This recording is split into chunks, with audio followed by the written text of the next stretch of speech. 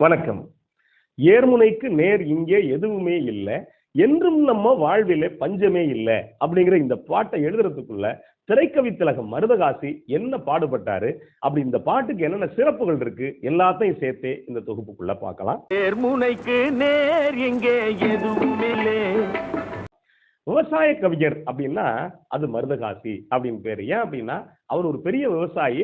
விவசாயம் தொடர்பான அனுபவங்கள் அவருக்கு உண்டு. அதை வச்சு நிறைய பாடல்கள் எழுதியிருப்பாரு. அவருக்கு அடுத்து அதிகபட்சமான பாடல்கள் எழுதினவர் பட்டுக்கோட்டை கல்யாண சுந்தரம். அவரும் விவசாய குடும்பத்துல பிறந்தவர். இந்த ரெண்டு பேர் எழுத்துக்குள்ளேயும் பெரிய ஆழம் இருக்கும். ஆனா ரெண்டு பேருக்குமான வேறுபாடு என்ன அப்படின்னா, பட்டுக்கோட்டையார் ஒரு பொது உடைமை சிந்தனையாளர் அப்படிங்கிறதுனால விவசாயத்தை பத்தி எழுதினா கூட அதுல ஒரு பொது உடைமை கொள்கை வைப்பாரு. அதே நேரத்துல மருதகாசி எப்படி அப்படின்னா அதுக்குள்ள ஒரு அழகியல் இருக்கும், விவசாயிகளுடைய வேர்வை இருக்கும். இன்னும் விவசாயி நான் சுயசார்பு உள்ளவன்டா அப்படிங்கிற அந்த திமிர் இருக்கு இல்லையா, இது ரெண்டையும் சேர்த்து இவர் வச்சிருப்பாரு அப்படின்னு வச்சுக்கோங்களேன். இப்ப இந்த பாட்டு, நான் சொல்லக்கூடிய இந்த பாட்டு பெரும்பாலான இன்றைக்கு இருக்கக்கூடிய தலைமுறைக்கு தெரியாது. ஆனா முன்னாடி உள்ள தலைமுறை இந்த பாட்டை ரொம்ப ரசிச்சு ரசிச்சு கேட்டிருப்பாங்க. கேவி மகாதேவன் இசையில இந்த பாட்டை பாடினவர் டி.எம். சௌந்தரராஜன். இப்படி ஒரு படம் இருக்கா அப்படின்னு பல பேருக்கு தெரியாது. அப்படி ஒரு படம் தான் பிள்ளைக்கனி அமுது. கேவி மகாதேவன் இந்த பாட்டுக்குள்ள என்ன சிறப்பு அப்படின்னா, ஒரு எளிமையா கிராமத்து வடிவத்துல ரொம்ப அழகா கேவி மகாதேவன் பண்ணியிருப்பாரு. தன்னுடைய குரல் அந்த கிராமத்து தனத்தை ரொம்ப அழகா கட்டியிருப்பாரு டி.எம். சௌந்தரராஜன். உள்ளுக்குள்ள பாத்தீங்கன்னா புல்லாங்குழல் மாதிரி சின்ன இசைக்கருவிகளை வச்சு ரொம்ப அழகா பண்ணியிருப்பாரு கேவி மகாதேவன். இப்ப பாட்டு ஆரம்பிக்கும், ஏர்முனைக்கு நேர் இங்கே எதுவுமே இல்லை, என்றும் நம்ம வாழ்வில பஞ்சமே இல்லை. இதுதான் பல்லவி. இது இப்ப சொல்லும் போதே நமக்கு என்ன அப்படின்னா, ஏய் நான் பெரிய ஆள்ரா, விவசாயி தற்சார்பு உள்ளவன்டா, எனக்கு எல்லாம் தெரியும்டா, எனக்கு எதுவுமே இல்லைன்னா கூட பரவாயில்ல. பல பேர் இன்னைக்கு சொல்லுவாங்க, எனக்கு 2 மாடும் ஒரு கலப்பை இருந்தா நான் பொழைச்சிக்குவேன் அப்படின்னு. ஏன் என்ன கூட பல பேர் ஒரு நேரம் கைவிட்டக்கூடிய நேரத்துல நான் சொல்லியிருக்கேன், பரவாயில்ல நீ என்னை கைவிட்டாலும் பரவாயில்ல, எனக்கு கொஞ்சம் மான மரியாதை உண்டு, அதனால கவலையப்படாத, என் வீட்டுல மாடு கிடக்கு, கலப்பை இருக்கு, பொழைச்சிக்குவேன் அப்படின்னு சொன்ன காலம் கூட உண்டுன்னு வச்சுக்கோங்களேன்.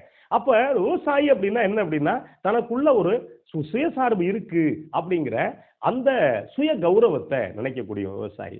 இப்ப முதல் சரணம் போட்டிருப்பாரு. முதல் சரணத்துல என்ன அப்படின்னா, பொதுவா வள்ளுவன் சொல்லியிருப்பான், விசும்பி துளி வீழில் அல்லால் மாற்றாகிய பசும்புத்தலை காண்பது அரிது அப்படின்னு. என்ன அப்படின்னா, வானத்திலிருந்து மழை துளி விழலை அப்படின்னா ஒரு சின்ன பசும் புல்லு கூட முளைக்காது. அப்போ முக்கியமானது என்ன அப்படின்னா மழை அப்படின்னு இருப்பார்.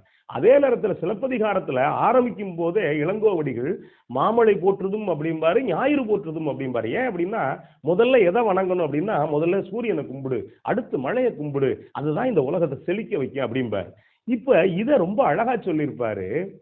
பூமியிலே மாறியெல்லாம் சூரியனாலே, பயிர் பூப்பதுவும் காய்ப்பதுவும் மாறியினாலே, நாம் சேமமுற நாள் முழுதும் உழைப்பதனாலே, இந்த தேசம் எல்லாம் செழிச்சிருக்கு நம்ம கையாலே, ஏர்முனைக்கு நேர் இங்கே எதுவுமே இல்லை, என்றும் நம்ம வாழ்விலே பஞ்சமே இல்லை அப்படின்னு இருப்பாரு. என்ன, இந்த உலகத்துல சூரியனாலதான் மழை பெய்யுது, சூரியனாலதான் எல்லா செடியும் வளருது, அதே நேரத்துல சூரிய உழைப்போட நாங்களும் சேர்த்து உழைக்கிறோம், அதனால இந்த உலகத்துல பஞ்சம் இல்லை அப்படின்னு இருப்பாரு. அதுக்கு அடுத்து சொல்லியிருப்பாரு, இந்த நெல் இருக்கிறது எப்படி வந்துச்சு, ஒரு நெல் முளைச்சு 9 நெல் வந்துச்சா? இல்ல, அது காரணம் என்ன அப்படின்னா, இது ஒரு பெரிய அழகியல். என்ன அப்படின்னா, எங்க நெத்தி வேர்வை இருக்க அத நிலத்துல முத்து முத்தா சிந்தனோம், அந்த முத்து முத்தா நாங்க விட்டு அந்த வேர்வை தான் கொத்து கொத்தா நெல்லா வந்திருக்கு. எவ்வளவு பெரிய அழகியல் கொஞ்சம் பாருங்களேன். இது அழகியல் இருக்குள்ள இன்னொன்று விவசாயியோட வியர்வை எப்படிப்பட்டது அப்படிங்கிறதையும் ரொம்ப அழகா இதுக்குள்ள சொல்லியிருப்பாரு. வேர்வை சிந்தினோமே முத்து முத்தாக, அது நெல்மணியாய் விளைஞ்சிருக்கு. அதே மாதிரி 3வது சரணம் ரொம்ப அழகான சரணம். இதுக்குள்ள 2 விஷயத்தை வச்சிருப்பாரு. ஒண்ணு என்ன அப்படின்னா, ஒரு நெல்லுக்கு அல்லது தானியத்துக்கு பிறந்த வீடு உண்டு, புகுந்த வீடு உண்டு அப்படிங்கிறத ஒண்ணு அழகா சொல்லியிருப்பாரு. வளர்ந்து விட்ட பருவ பெண் போல் உனக்கு வெட்கமா, வளர்ந்து விட்ட பருவ பெண் போல் உனக்கு வெட்கமா, வளைஞ்சு சும்மா பாக்குறியே தரையின் பக்கமா, உன்னை வளர்த்து விட்ட தாய்க்கு தரும் ஆசை முத்தமா, என் மனைக்கு வர காத்திருக்கும் நீ என் சொத்தம்மா அப்படிம்பாரு. இதுல என்ன அப்படின்னா, ஒரு நெல் இருக்குல்ல, ஒரு பெண்ணுக்கு பிறந்த வீடு புகுந்த வீடு உண்டு. நெல்லுக்கு உண்டா அப்படின்னா, அந்த நெல் விதை போடுற நிலம் இருக்குல்ல, அதுதான் பிறந்த வீடு. என்னுடைய வீடு இருக்கு இல்லையா, அதுதான் உனக்கு புகுந்த வீடு. என் மனைக்கு வர காத்திருக்கும் நீயம் சொத்தமானா மனைக்கு 2 பொருள் உண்டு. ஒண்ணு வீட்டுக்கு மனை அப்படிம்பாங்க.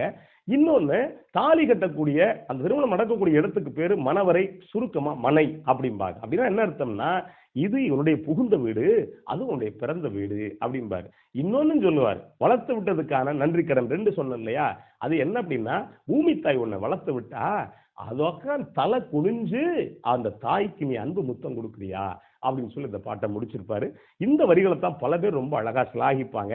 நீங்க காலம் கடந்து நிற்கக்கூடிய பாட்டு. இந்த பாட்டுக்குள்ள என்ன நமக்கு ஒரு ஏக்கம் இருக்கு அப்படின்னா, இந்த பாட்டு வந்த காலகட்டத்தில் பெரும்பாலான விவசாயிகள் இந்த விவசாயத்தை பண்ணி அடிச்சு தூத்தி வீட்டுக்கு கொண்டு போய் வச்சிருப்பாங்க, கோட்டை கட்டி வச்சிருப்பாங்க, குதிரைல போட்டு வச்சிருப்பாங்க. ஆனா இன்னைக்கு விவசாயிக்கு அப்படியான வாய்ப்பே கிடையாது.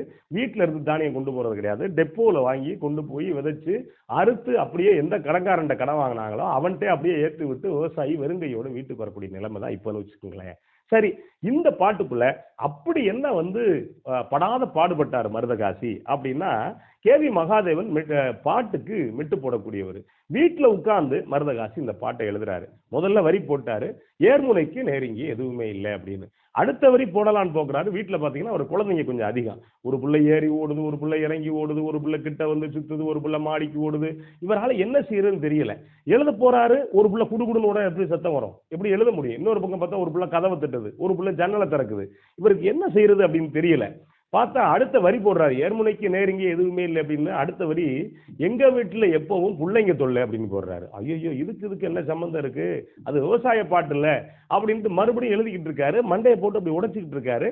அப்ப அவருடைய தம்பி பேராசிரியர் இருக்காரு, அவருக்கு தெரிஞ்சு போகுது, ஆகா அண்ணன் பாட்டு எழுத முடியாம தடுமாறுறாரு, இவ்வளவு தொல்லை இருந்தா அவரால் பாட்டு எப்படி எழுத முடியும் அப்படின்னு தடுமாறுறாரு. புரிஞ்சுக்கிட்டு பிள்ளைங்க எல்லாத்தையும் சேர்த்து வாங்க சினிமாவுக்கு போமா அப்படின்னு சொல்லிட்டு பிள்ளைங்க எல்லாம் சினிமாவுக்கு ரெடி பண்ணி அவரை கூட்டிட்டு போக, அதுக்கு பிறகுதான் அவருக்கு பாட்டு கடகடன்னு வந்திருக்கு. ஏர்முனைக்கு நெருங்கி எதுவும் இல்லை, என்றும் நம்ம வாழ்வில் பஞ்சமே இல்லை அப்படின்னு. அதுக்கு பிறகு கடகடன்னு பாட்டை எழுதி முடிச்சிருக்காரு.